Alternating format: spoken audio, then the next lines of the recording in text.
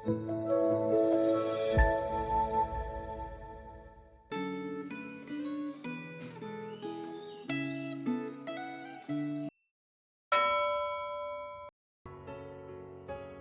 jemaat kasih dalam Tuhan, renungan Gema kita hari ini 23 Januari 2026 dengan tema Jadilah Dewasa dalam Imanmu yang terambil dari Ibrani pasal yang ke-6.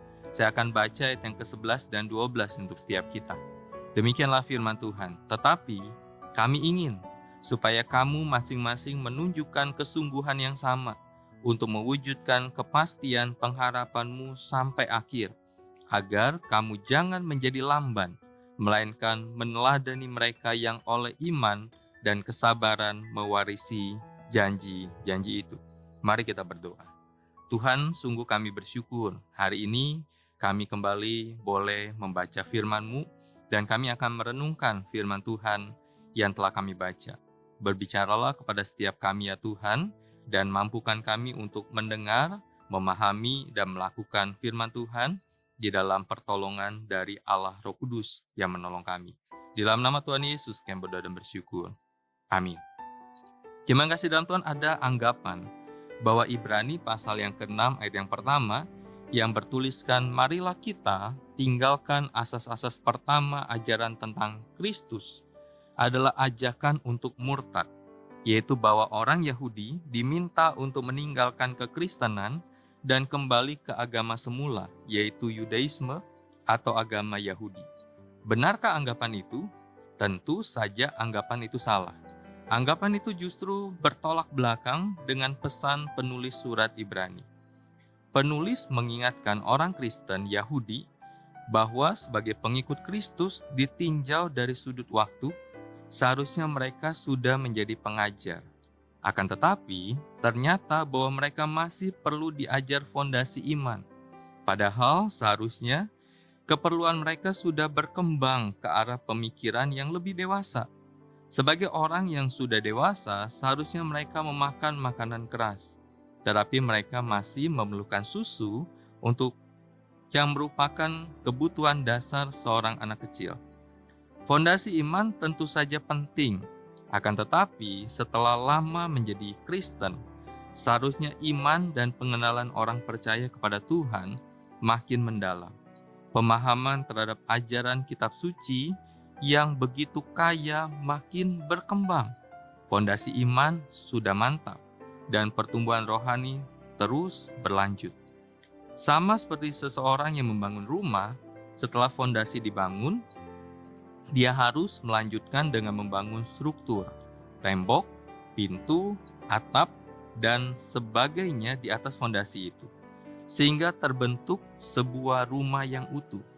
Penulis mengingatkan perlunya kewaspadaan terhadap bahaya kemurtatan. Pada masa itu banyak orang Yahudi yang sudah percaya kepada Yesus Kristus, kemudian kembali kepada kepercayaan lama karena terpengaruh oleh ajaran para pembela Yudaisme. Kita bisa lihat di dalam renungan Ibrani pasal yang ketiga. Mereka beranggapan bahwa kepercayaan mereka yang lama jauh lebih unggul dari kekristenan.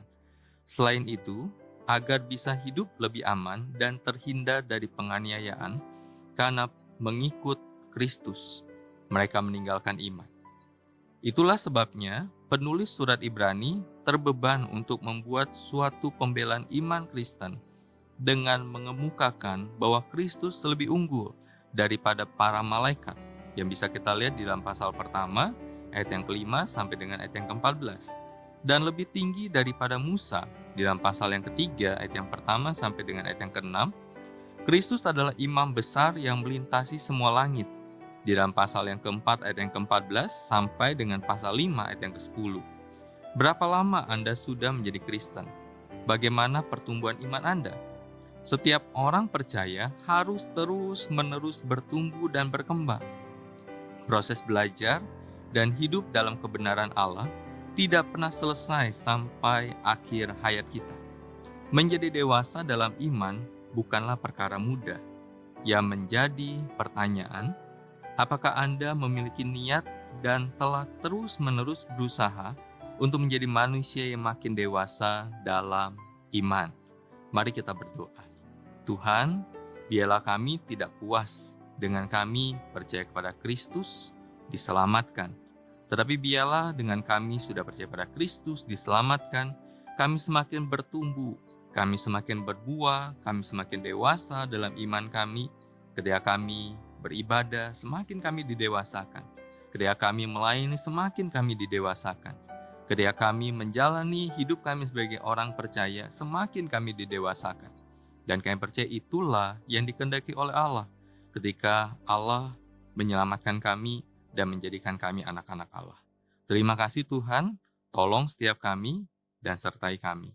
Di dalam nama Tuhan Yesus kami berdoa dan bersyukur. Amin. Senantiasa jaga iman kita, senantiasa jaga imun kita. Tuhan Yesus memberkati kita. Amin.